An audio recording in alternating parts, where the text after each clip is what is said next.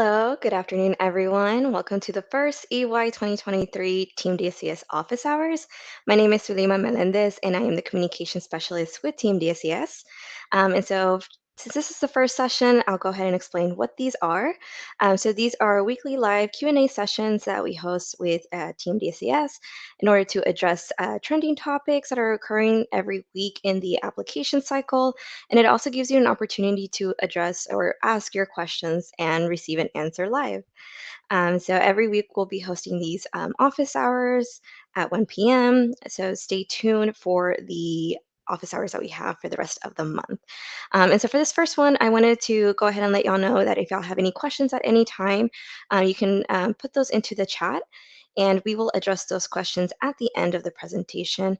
We have a small presentation for today. It's just to cover 7 of the most frequently asked questions when entering information in the application.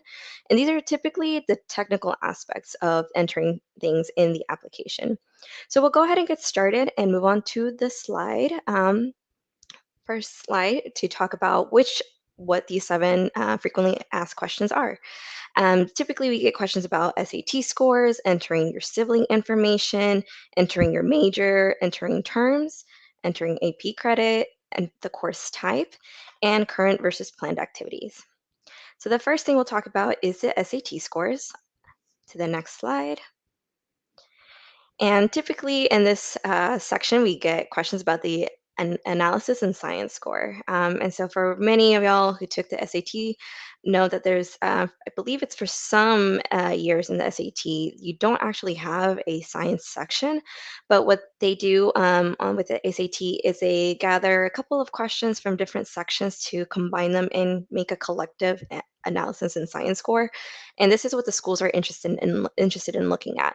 And so as you can see here on the SAT sample report under cross-test scores, there is an analysis in science score. So what I recommend doing is either going to the College Board website to log in into your account and to obtain this sample or your official SAT score report to find this number, as well as possibly refer to your high school transcript. Sometimes those will have information about your SAT and ACT scores, or even go to your registrar's office at your main institution to see if they have that information available. And if you don't have that right away, I know many of y'all are filling out the application currently, so you might not have time to go through all those steps in obtaining these scores. So in the meantime, I recommend entering a score so that way you're able to move on with the rest of your application. At any point, if anything changes or you know what the score is, you can always send us a message in your portal so that way we can update that for you. And so the next question that we get onto the next slide is sibling information. So when entering the sibling information, we get questions about what does has attended college mean versus attending college. So right here in my application, I created a dummy application. So my brother is 25. He is currently a senior? No, he already graduated from college at UNT. He has attended college. So the answer to that would be yes. Is attending college currently? The answer would be no because he already graduated. But my younger sister is 23. She is a sophomore in college right now. So she is attending college because she already has attended college as a freshman. And she currently is attending college because she is still a student. She is currently a student right now. And I do have another younger sister who is 17. So what I would do is enter 17 into the age box, put sister as a relationship. She is in high school right now. She is a junior. So has attended college? The answer would be no. Is attending college? The answer would be no, because again, she is not currently attending college. So once I select those choices, I will then click on the button that says Add Sibling. That's the only way that that information will populate into the table above. So just make sure that after every sibling that you enter, you then hit Add Sibling. And so the next question that we get is number 3, entering your major. There's different scenarios on this topic, but the first one I'm going to go over is where is the add major button? And so as you can see here under primary major, there's not a button like there is for secondary majors. So as long as you just highlight the major name, so mine would be biology. So I highlighted it in blue and it turns into gray, and that's all you need to do. There's no additional button. The secondary one is just there in case you did receive like another major as well. If you double majored in something, that does give you the opportunity to highlight the major and then click add additional major. But if it's just the primary, don't worry about a button. All you need to do is just highlight it. All right, and so then second scenario would be double major at the same undergraduate institution. So again, kind of going to that screenshot example. So you will label one as your primary major and the other one as your secondary major. So let's say that I was a biology major and I double majored in chemistry because a lot of those courses are coming hand in hand. Then I would do one as my primary, one as my secondary. Another example of entering your majors is, or your degrees in this case, is multiple degrees taken at the same institution. So this is typically when you attended the same school for your undergraduate program and your graduate program. So you would list these each degree entered separately in colleges attended. So for example, an undergraduate student who attended UT from fall 2016 through spring 2020 would be one entry. And then, they also attended UT for their graduate program, so they were the second entry would then be summer 2020 through spring 2021. And so those, you would enter those courses, your undergrad into your undergraduate, entry, and then your graduate into the graduate entry.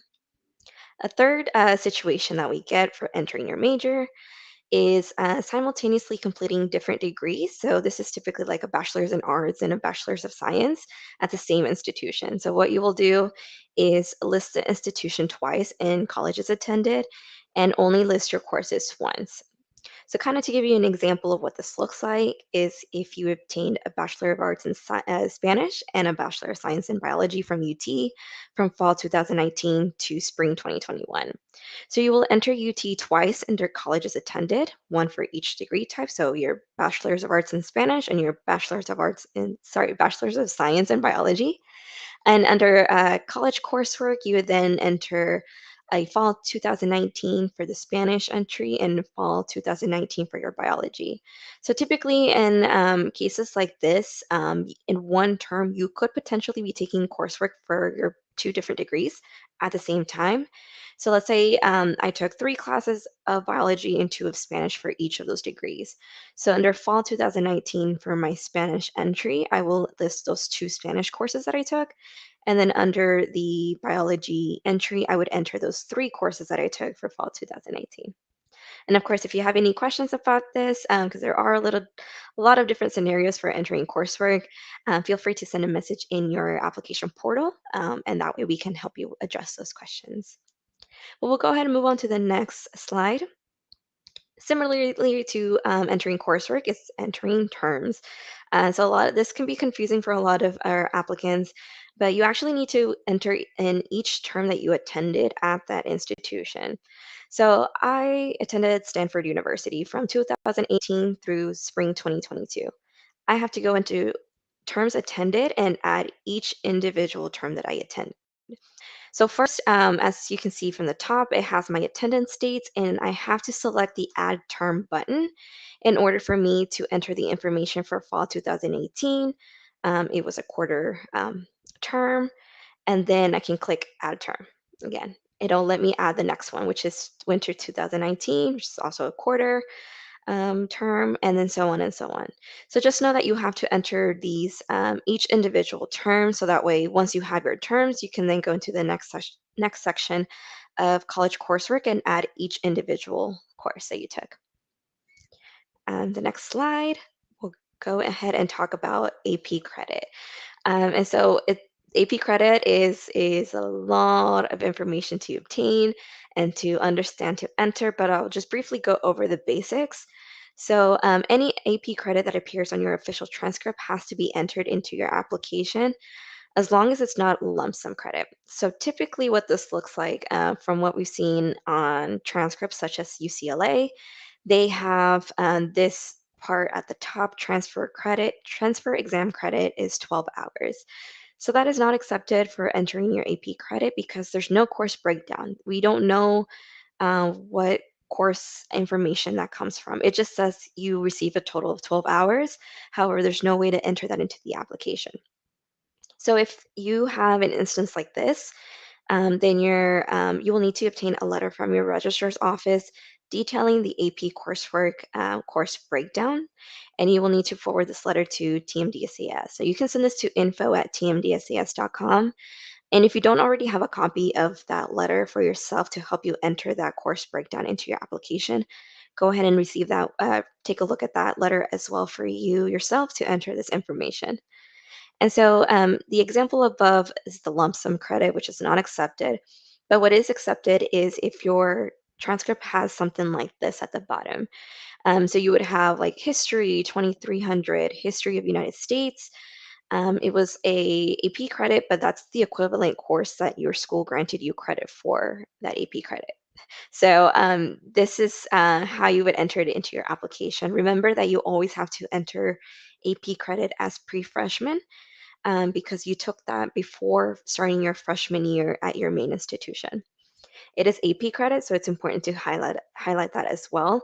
This is also to avoid any kind of processing delays in the future or anything regarding your coursework. You want to make sure that AP credit is listed as AP. And then for these, for example, these are history courses, so those are not going to count as prerequisites. Those would be non-science or 3 credit hours, and your grade was a credit grade. So all AP courses need to be listed as pre-freshman, AP, and with a grade of a credit or CR. Then the next question that we get is about course type, and this is due to COVID-19. So as many of y'all recall, will probably impact a lot of you all. For spring 2020, you started your courses in person, and then in around March is whenever the pandemic hit, and then your classes were then turned into online. So because you registered for these courses in person, these need to be labeled as regular course or RC. And any term after that, typically summer 2020 through sometime around spring 2021, when some of those courses were still offered online because of COVID-19, you probably more than likely registered for these courses to be online. So these would need to be listed as distance learning or DL because you took these courses online rather than in person. And don't worry, the schools do know the situation with COVID-19 and how that impacted multiple terms. So don't worry if that includes one of your prerequisites, as long as you label them as distance learning, then the schools will understand why. We'll go on to the seventh question about current versus planned activities. And so the typical question that we get around those is how to enter these activities and specifically their dates. So for current activities, you will list any activity that started before October 2022. Even if you have right now it's May and you're completing your application and you know that you're going to start an activity in June, you would still need to enter this activity under current activities because the start date will start before October 2022. And then for planned activities, this would be anything after the application deadline. So October 2020 and with the end date sometime in 2023 before August 2023 when you are to matriculate to your institution. So sometimes those activities overlap. And we unofficially label them as ongoing activities.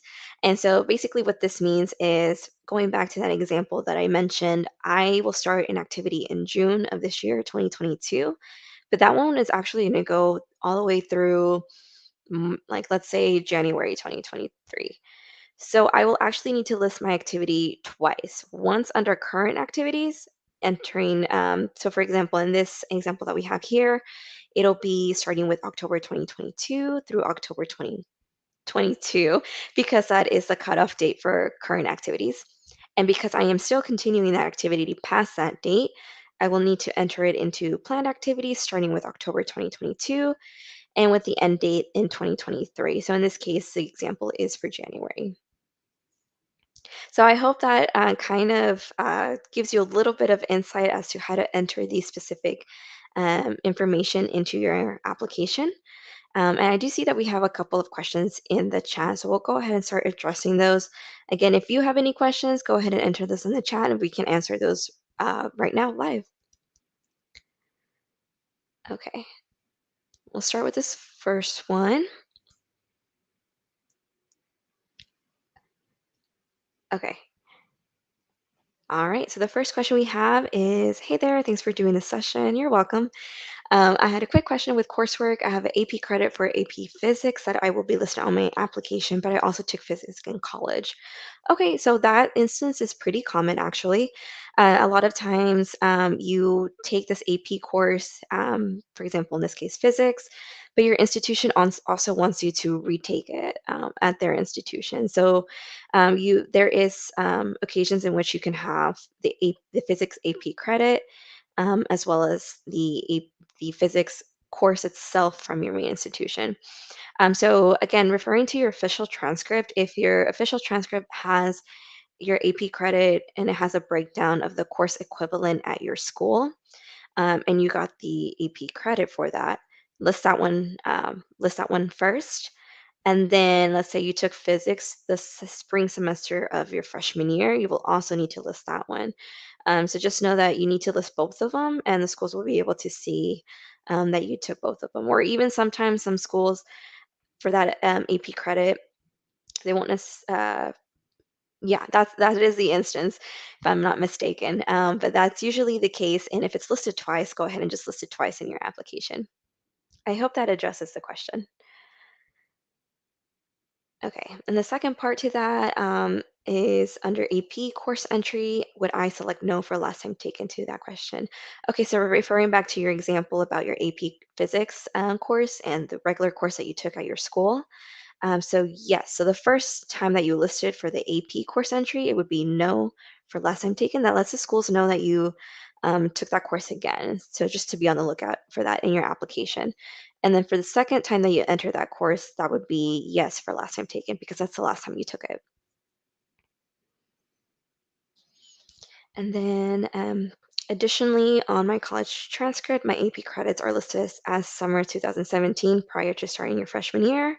Would I make my start term 2007, summer 2017 and list it there or in fall 2017?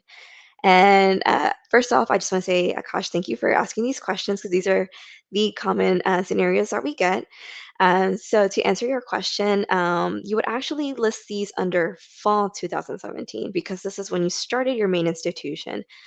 Even if they gave you that credit technically in summer, you didn't actually start that. You didn't actually start at your institution until fall 2017. So those AP credits would need to be listed under fall 2017.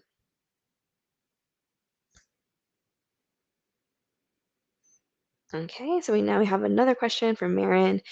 Does that apply if the siblings are in dual credit? So that's a good question. I would say because technically dual credit is taken in high school, I would go ahead and just list has taken for the answer is currently in college would be no, just because that those courses are taken during high school. Okay, and a question from Michelle. If I attended two different summer terms at the same institution, do I add the institution twice under colleges attended section? Two different summer terms. Are you referring to possibly like summer one and summer two at the same school? If so, then I would just make sure that you include both of those terms in those colleges attended section. So let's say that let's say that those terms apply to last summer. So you took summer one, 2021, and a summer two, 2021. Make sure that your attendance dates under colleges attended include that last summer to 2021. Sorry, there are too many twos. So just make sure it includes that one in your attendance dates, so that way your last summer, your summer 2021 is included in there, and it doesn't give you an error message for that. Okay, if I took a course for credit and I received a credit hour, but that hour does not count towards my GPA, do I still include it? The answer would be yes if it's included on your transcript. So anything and everything that's on your transcript has to be entered in your application, even if your school, for example, didn't give you credit for that. Uh, you still need to enter it on there. I guess the only exception, or I guess a follow-up question to this would be, are you, would this course be entered? Does it have 0 credit hours? If so, then if you retook that course, then you still wouldn't need to enter the hours that you would have obtained from it.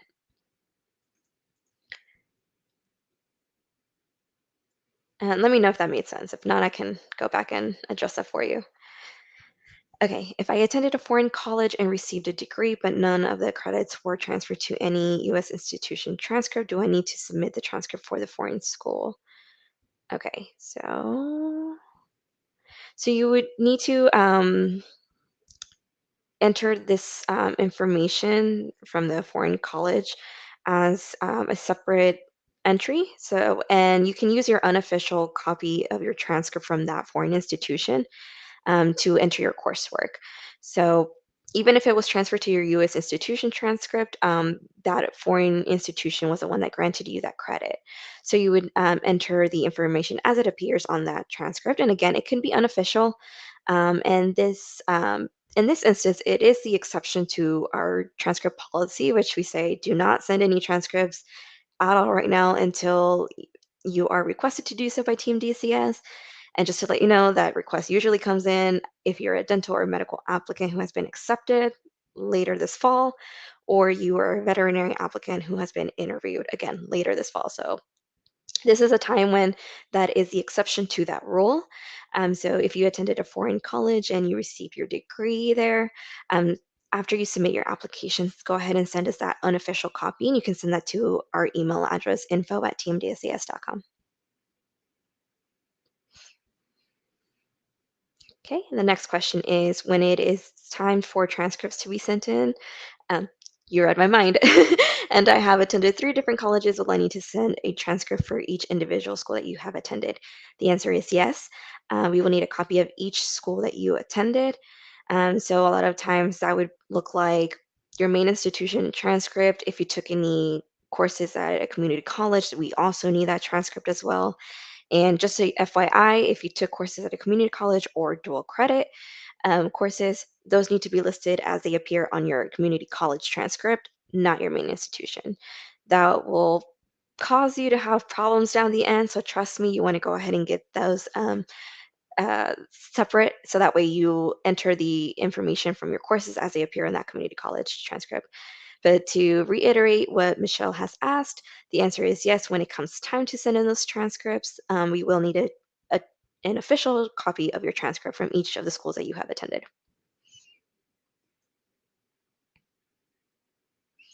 Okay, and the next question is what date are applications transmitted to schools? Are there different dates for medical versus dental? So the first day that you can actually submit your application will be next Monday, May 16th at 8 a.m. Central Time. So once those are submitted, TMDSAS typically it takes about 2 to 4 weeks to process applications, and they are processed as they are received. So if you submitted your application on that submission date, which is May 16th, versus submitting your application May 30th, the May 16th will obviously already be in process or probably already transmitted, just depending on the processing times. But just know that those are transmitted as they are received.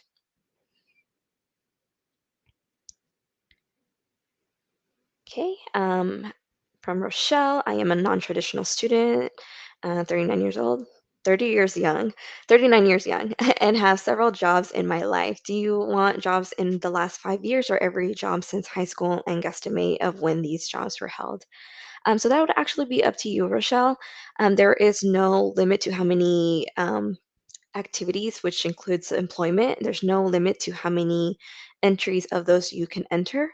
Um, just know that you would want to enter these activities and just let the schools know what you did and how they helped you on this path or like helped you as an applicant. So, for example, you can enter activities that just try to see if you can make those relevant to how those apply to your journey. But there's no limit on to how many you can enter. And you can just remember that you can enter from high school. So, as a medical and dental applicant, you would enter activities from graduating high school. And if you're a veterinary applicant, you would enter your activities even if they started before you graduated high school.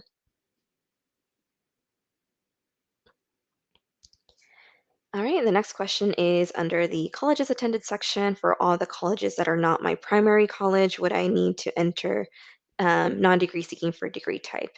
Yes. So typically, this would be if you're getting taking courses for post-bac, or you're taking summer classes at a community college in between those summer terms. Those would be non-degree seeking.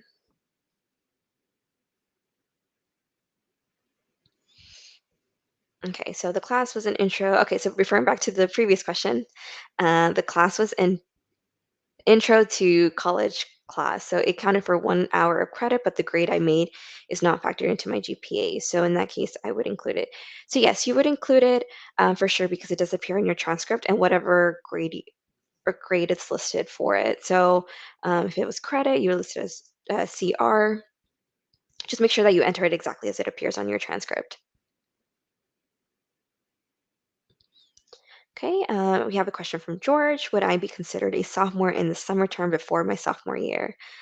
So that great question. I actually got that question a lot today so far, and the answer to that would be it is up to you.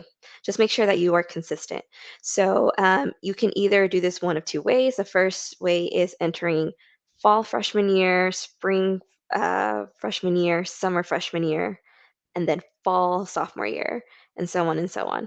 Or if you wanted to, you could also do fall freshman, spring freshman, summer sophomore, fall sophomore, spring sophomore, etc. So it's really up to you how you want to classify that. Just make sure that you're consistent. So for college A, I attended fall 2017, spring 18, summer 19, summer 1 and 2 in 19. And I will add college A once and then set the start semester fall 17. Yes, actually close. So for college A, your attendance dates would need to include fall 17. And since you do have that summer 1 and 2, and there is a drop down option for both of those. So there's actually for summer terms in the drop down menu, there are three. There's a general summer, there's a summer 1, and there's a summer 2. So if you want to enter your courses as summer 1 and summer 2, make sure that your last date attended for college A is summer 2, 2019. Otherwise, you're going to run into an issue and it's going to give you an error message and it won't let you enter it. So just make sure that you are also consistent with that as well. So regarding the foreign transcript, when it is required, should it be submitted to Team DCS by myself or by my foreign college that I attended? And should it be paper transcript or electronic? So for foreign transcripts, that is the exception to the rule, which is our transcript rule is wait to send those in until TMDSAS sends you the transcript request. The exception to that is if you have a foreign institution that you have attended. So in your case, you would actually go ahead and send us, and you can, because foreign transcripts are hard to obtain, if you have the unofficial one, we can go ahead and accept that and submit it once you have submitted your application. So you would send it to us in our email address, so info@tmdsas.com. That way we can have that and upload it to your application once it's in that processing stage. But you can, if you have this copy, you can go ahead and email it yourself. And I'm assuming it might be paper or even if it's like a PDF, just as long as you submit it yourself and it can be an unofficial copy, we can take it.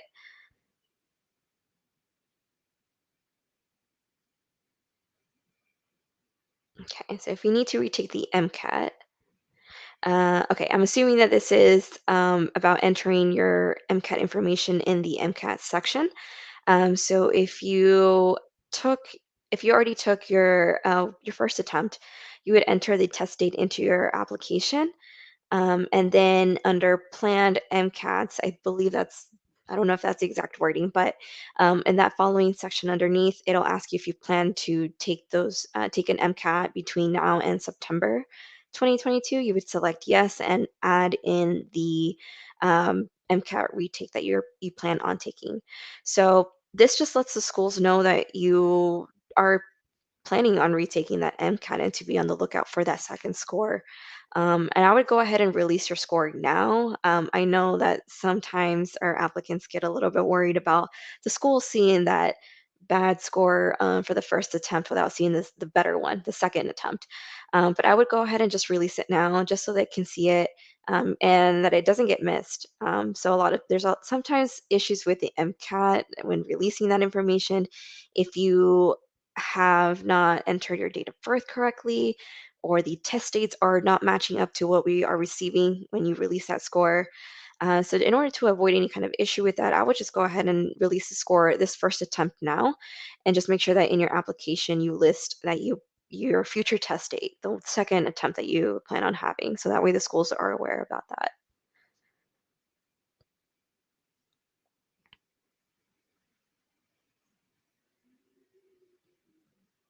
Okay, and I'll go ahead and move on to the next question.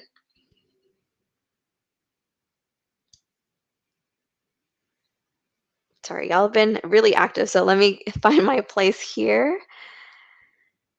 Um, oh, actually, I think that's it. Okay, I guess just to follow up with what you asked, Alan, if we need to retake the MCAT, is there an option to show that? So the answer would be yes. Under that planned MCAT, you would enter you would enter the future test date that you plan to retake it. And again, that just lets the schools know um, your plans, and that is always good to let the schools know.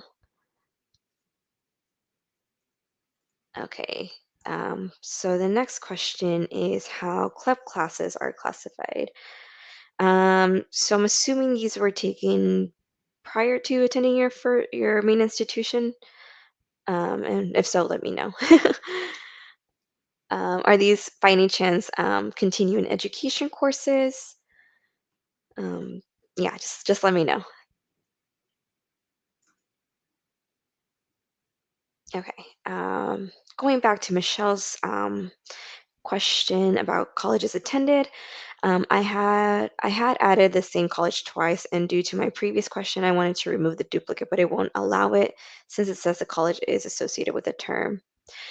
Typically, when it gives you that message that it's associated with the term, it means that under terms attended, that you already entered a term under that college attended entry. So if you want to remove it, you'll need to go back to terms attended and remove that term first. Make sure that you click save or even save and continue, and then go back into colleges attended and make the adjustments that you need.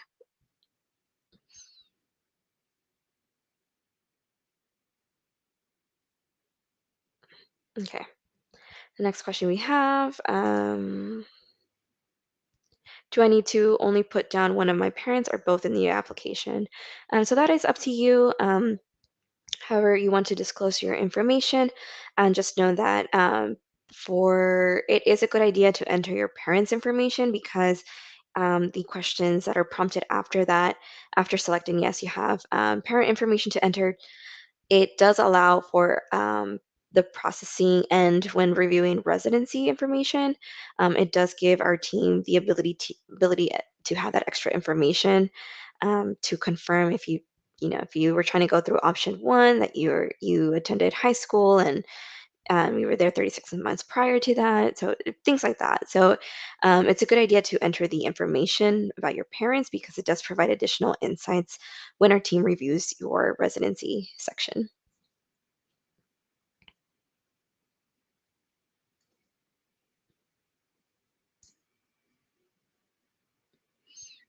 Okay. And just to go back to your question, Chris, I'm not too familiar with CLEP questions. Okay, yeah, I'm not really familiar with CLEP, so why don't you send in, you, since I'm assuming you're already starting your application, but you can go ahead and send us a message in your portal or email at this point, really, just because I don't have the answer to that. But I'll gladly get in touch with someone from our team who is more knowledgeable about coursework, and I'll be able to ask address that question for you. Okay, so the next question we have is from Albert. I took AP classes but did not receive credit from colleges due to not taking an exam or not passing, so they would not need to be included. And since no credit was granted by my colleges, so the so if they're not on your transcript, then you don't have to worry about those. Um, Let me just make sure for AP credits. Yeah, so typically if you weren't granted credit for those, then either one, they won't show up on your transcript, or you can just leave them off if it just doesn't show that you have any credit for those. Okay, so we have another question from Rochelle. I read that we can send our transcript next week without MCAS scores and without received letters of evaluation. Would that be advantageous, or better to wait until I have them? I believe you're referring to next week. You can submit your application. Again, remember that transcripts should not be sent to us. In fact, if they are sent prior to the request, those will not be kept on file. So save money and don't send your transcripts in just yet. Remember that those are only needed when TMDSAS sends a request. You will be prompted with that request once your medical or dental schools, either if you're a dental or medical applicant, if once the schools let us know that you've been accepted, we will then send out that TMDSAS transcript request to you. And if you're a veterinary applicant who has been interviewed, once the schools let us know about that, you will then receive that transcript request. So in this case, I believe you're referring to submitting your application next week. The answer is yes, you can submit it without having your scores and without having your letters of evaluation. I would just not exactly sure how to explain the advantageous part, but I will say that for now, those are not needed for processing. And so once once the submission date opens, which is next Monday, our team will begin processing those applications as they come in. So it will probably get to the schools a bit quicker. But again, you don't need to have those scores and letters just yet, as long as you fill out those sections. So MCAT again, indicating any score, any attempts have you already taken, and releasing those scores. And if you need to retake them, again, also mentioning that in your application under planned MCATs. And then with letters of evaluation, as long as you create the or complete that section, this will create those placeholders. So whenever your evaluators do start sending in those letters to us via electronically or by mail or whatever option is, or by the direct upload option as well, then we'll just start uploading them to your application as they come in.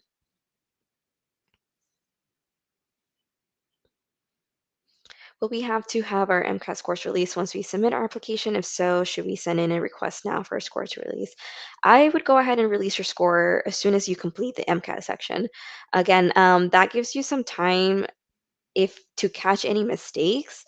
For example, I just want to say that, like, just from working a couple cycles now under my belt, I noticed that there have been some applicants who probably the only reason why they didn't get looked at on the school's end is because there was no MCAT on their application. And the reason for that is because they did not check that one, their data. A lot of times, and this happened a lot during COVID, but tests had to be postponed and rescheduled. So sometimes the applicant would enter the original test date and then forgot to go back and update that in their application. So that creates an information mismatch. And so they did release their score. However, like, they didn't know that it wasn't uploaded on their application because of that misinformation mismatch, and they found out about it after interviews were already done. So and that's the case why I recommend going ahead and releasing your score as soon as you complete the MCAT section, because if there's a situation like that, then you can catch that earlier on and be able to quickly resolve that rather than waiting later and just not knowing about it. So I would go ahead and release the score now. And if your application does get transmitted with that first score, the schools can tell that you are going to retake it and expect to wait on a second one because you have already explained or have already listed that you plan on retaking it and you have a future test date already included in your application. So I would just say go ahead and just get that in as soon as possible.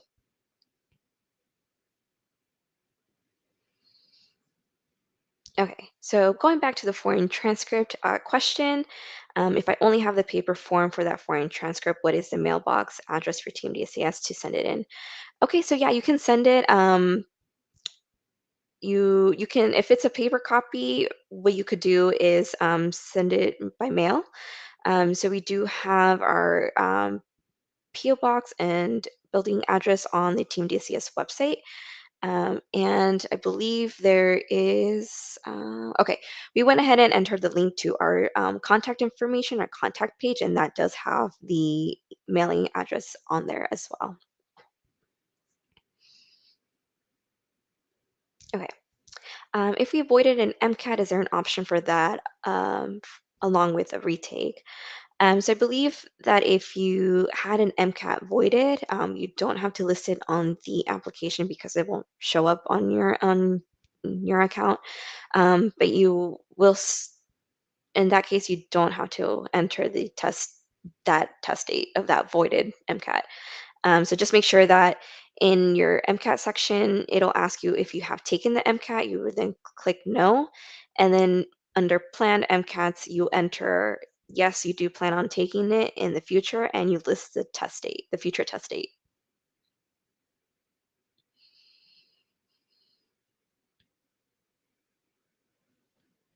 Okay, if my application is processed by TMDSAS and sent to schools, but one of the letters of evaluation is not submitted yet, will the schools look at my application?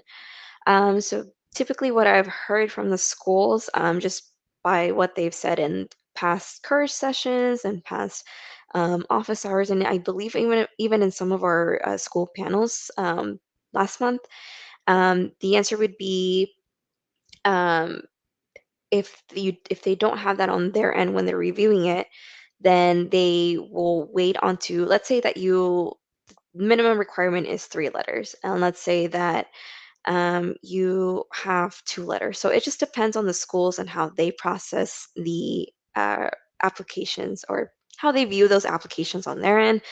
Some schools will wait until you have that third one to look at that section or possibly extend an interview invite if this is after August. But I definitely recommend that you take a look at the school panels for information about that. And you can watch the school panels on our YouTube channel where you're tuning in probably right now. So there, it does have a lot of useful information, and those school panels do discuss a lot about the advice about writing your essays, entering your activities, your coursework. So it's the advising side of it pretty much. Whereas with TMDSAS office hours, we help you with filling out your application itself. So definitely check it out because a lot of schools, it just depends. They all review it differently. Some will wait, some will not. If one of my letters of evaluation did not follow the format, that delay my application being reviewed, and when will I be notified about this? So if your letter was rejected, it doesn't impact your application processing. So starting next week, when you're able to submit your application, if you already have a letter that was rejected, just make sure that you and your evaluator resolve that issue as soon as possible. Usually, it's a pretty easy fix. It's typically like the letterhead or contact information is not on there. So just make sure that they update that information and then just resubmit it the exact same way that they submitted it initially. And it will not delay your application processing because that is a separate process. It's something separately. And again, you don't need that to submit your application.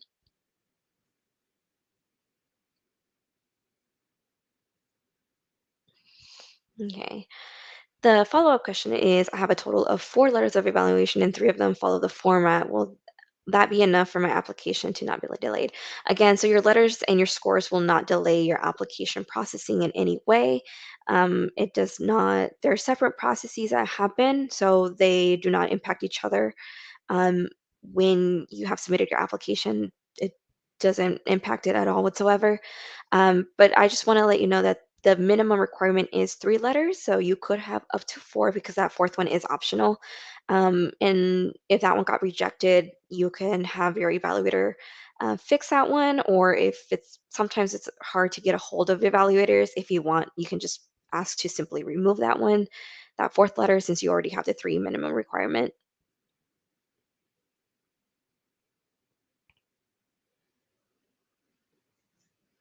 All right. And so we got to the end of our questions. I would say we are pretty close to wrapping it up because it is close, getting closer to the hour time frame that these are hosted for. So if you have any questions, we'll take just a couple more. But if not, this will end pretty soon. So just let us know if you have any questions. Let's see. I do see one more that just came in. From Albert, it says schools tend to not review unless everything is submitted in your application is considered complete. So yeah, so for from what I recall, most of the schools do this, where they wait until you have your letters and your test scores in to be considered complete on their end and ready for interview consideration. So again, just be careful of those deadlines, and just know that the first day of submission is May 16th. It takes about 2 to 4 weeks. At the beginning, it might be 2 weeks, but honestly, more often than not, it's going to take about 4 weeks to process that application because of how many applications we get. And it's a busy time. So, take into consideration the timeline about that. It's about 4 weeks worth of processing before your school gets the application. Once it's transmitted, they will review it on their end. Some schools may or may not review those specific sections, the letters and test scores, if they don't have that in. So even if you submit your application, say next Monday, and you don't have your letters or your scores on there, it's okay, because remember, it does take anywhere between 2 to 4 weeks for Team DCS to process your application before it even gets to schools. So that does give you another 2 to 4 weeks to get those letters and scores in. And I believe, let me see if we can get a link to the video, or actually our timeline page on our website. It talks about the deadlines and important dates to look out for, to help you kind of plan. So the whole idea is to plan the best time to submit your application and to have your own deadlines for when you want to have those letters and scores in. Even though there is a deadline for letters, which is November 15th, you want to make sure that for your personal timeline, to make sure that everything is complete on the school's end when they receive it, matches a timeline that works for you. So you can use that page. And it even has on the right hand side a link to the importance of applying early video, which explains it's a visual explaining how the timeline looks like and just the things to take into consideration.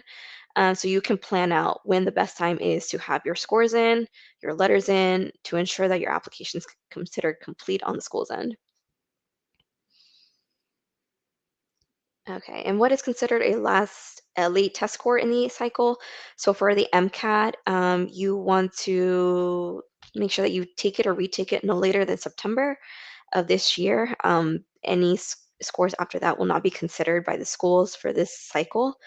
And for the DAT, you want to make sure that you have taken or retaken the DAT by December, because those acceptances go out mid-December. So you want to make sure again that that score is in, so they have time to review it and extend that acceptance offer, interview and acceptance offer as well. All right, so this question is, I will have the committee letter on my application before the submission open date, except for one possible letter of evaluation from an individual writer. Is my application considered complete then? So technically, no, because you do have that optional letter missing until we receive it. But you do need to, if you already have your committee letter So if it fills a requirement, because again, that additional one is optional. So you've met the minimum requirement for that one as long as you have it. Again, when you submit it, in your case, it's already going to be on your application. So it's going to take TMDSAS 2 to 4 weeks to process your application before it gets to the schools. Um, and you can always add it later as well if needed, just so that way it's considered complete. And once you know that your evaluator will submit that letter or they have it ready for you, you can always add it then later. Okay, if I decided my after my application has been submitted, um, will I be able to sign up for an MCAT test date and send in that new score? So yeah, the test score sections and letters of evaluation, you can make changes to even after you submit. So if there are any updates that need to be made to those sections, you can always just send us a message in your portal letting us know what needs to be updated. For your MCAT, again, you should actually be able to make these updates yourself. Even after you submit your application, you should be able to edit your test dates as well. But if you have any issues with that, just let us know by sending a message in your portal. And sending a message in your application portal is the best way to communicate with TMDSES, especially if you are working on your application and you are referring to specific section, let's say like the MCAT or your coursework. It's helpful that you send in that message in your portal because it's attached to your application, and we can quickly take a look at that and address your question a lot faster. Also, for email, our email inquiry is typically just for prospective applicants, so people who haven't even started the application and are inquiring questions about it. So, for current applicants like you all, it's preferred that you send a message in your portal. So it's attached to your application, and we can quickly address your questions then. All right, so it looks like those are all the questions we have. Thank you all for a successful and engaging first TMDCS office hour. Again, we will host these every week. I believe about Mondays, every Monday, except for Memorial Day this month. It'll be on Tuesday, but they will be at 1 p.m. And so we'll cover different topics. The next topic that we'll cover next week is specifically about submitting your application and definitely, if I'm not mistaken, there are 10 things that I would like for you all to know about before you hit submit, because they could delay processing, it could create problems down the line, and I want you all to avoid those 10 things before you hit submit. So stay tuned next week at 1 p.m., and I will give you information about that. Um, let's see, I see one more question, so I'll go ahead and address that last one. Do you know if we'll be able to apply to UT Tyler on Team DSAS this cycle? I think they're shooting for the start date admitting students in June. So for EY 2023, once that school becomes available, once all that has been wrapped up and they are now on that application, we will be notifying all EY 2023 applicants, whether you submitted your application or it's been transmitted to schools, or you are just now working on your application, you haven't submitted. There will be an opportunity for all EY 2023 applicants to add UT Tyler to their application when they become available, and we will send you all a mass email that lets you know and instructions on how to do that. So be on the lookout for that. It's probably going to happen around mid-cycle, so around June or July, sometime then. But again, thank you all so much for tuning in and asking all these great questions. Again, this recording will be available right after this ends. So if you have any questions or if you know anyone who is also completing their application, let them know where we will be addressing questions and let them know about this section because as you saw, I mentioned that it was a great question. There was many great questions and questions that I had already been receiving. So if it addressed your question, it'll probably address other people's questions as well. So thank you all, and I hope you have a wonderful day and a great start to the EY 2023 cycle. Bye, everyone.